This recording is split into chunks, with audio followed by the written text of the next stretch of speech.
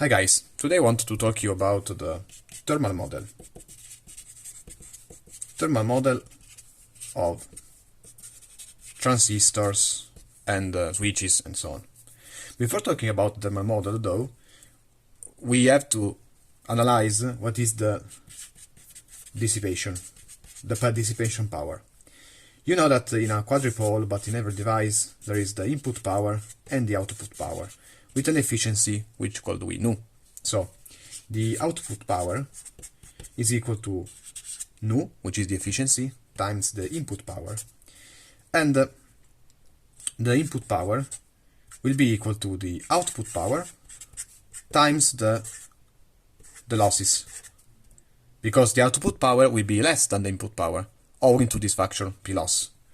So, we want to relate the losses with the output power or the input power. So, P loss is equal to P out minus P in, and the input power is equal to P out over the efficiency. So, P loss is equal to P out minus P out over the efficiency, and P loss is equal to P out 1 minus 1 over n, and P loss is equal to P out n minus 1 over n. Now, what does this equation means basically? If you have a, let's suppose, a voltage divider, the best case, has 50% of efficiency, because half power will be on this resistor and half power on that resistor. So, what does it implies, this value? 50%, 19% of efficiency and so on. Well, just substitute n equal to 50% and you will discover that P loss is equal to P out times 1. Basically it is 1. 1 minus 1 over 0.5.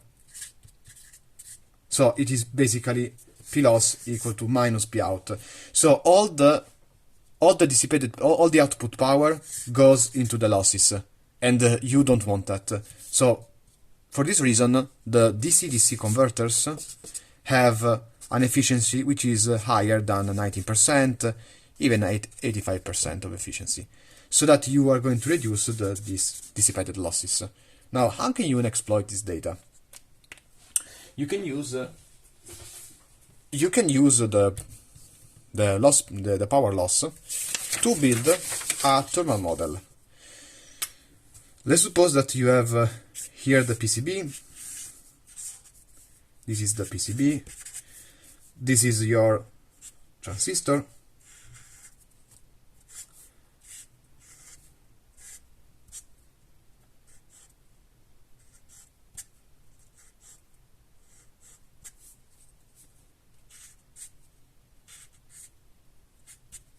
Okay, this is your transistor, and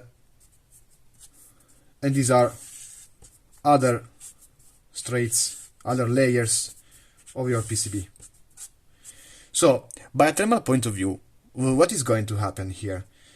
Each contact between your device and another metal junction causes a resistance. So here there is the ambient, and there is then a resistor between the ambient and the case.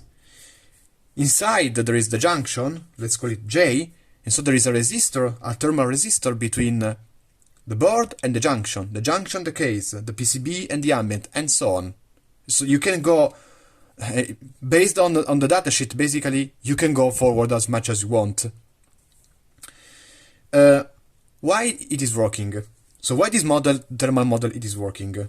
You have an input power as a current model. So this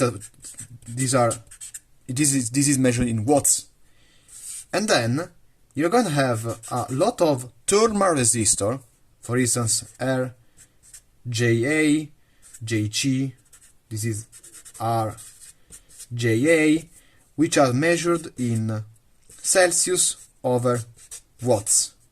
So in this thermal model, whenever watts are flowing, Celsius remains. So basically, the temperature is equal to the voltage. The current, the power, the heat power is equal to the current, and the thermal resistor, it is equal to the electric resistor. You can have RJC, RJA, so this is the ambient, and since the temperature is equal to the voltage, the ambient will be a voltage generator, which can be between 25 and 65 Celsius.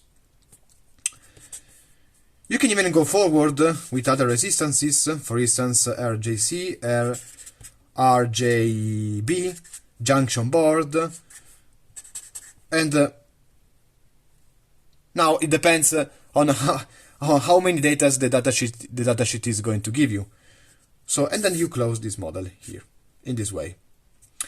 You can even build a more complex model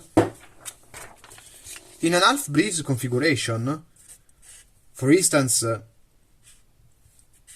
in an half-bridge configuration, for instance in a synchronous MOSFET, the model becomes a little more complex,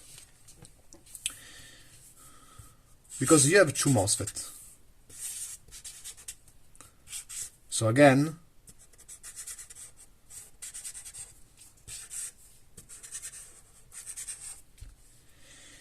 in the PCB, it is very, very likely that these two MOSFET will be put together very, very, very, very near, and there will be a resistance called spreading resistance, RJS. Sometimes this resistor is even given in datasheet, and this is a more accurate model which takes into account that these two transistors are very, very near between each other. You can put vias, I will show you how later, between in this power area in order to reduce the thermal resistance, allowing the air to flow. And this is again the ambient temperature.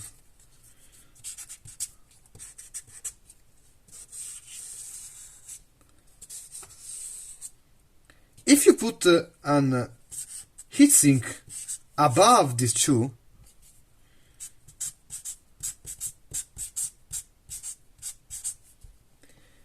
the heatsink has both a resistance and both a capacitance. We can introduce also the concept of thermal capacitance, in which you have to put a capacitor either between the resistor and itself, or either the resistor and the ambient. Exactly like this. If you put the capacitance, if you put these capacitances, what you will see, it's a little bit of transient, and then the temperature which is stabilized over time, 100 degrees and so on. Now follow me on LTSPice to see what happens.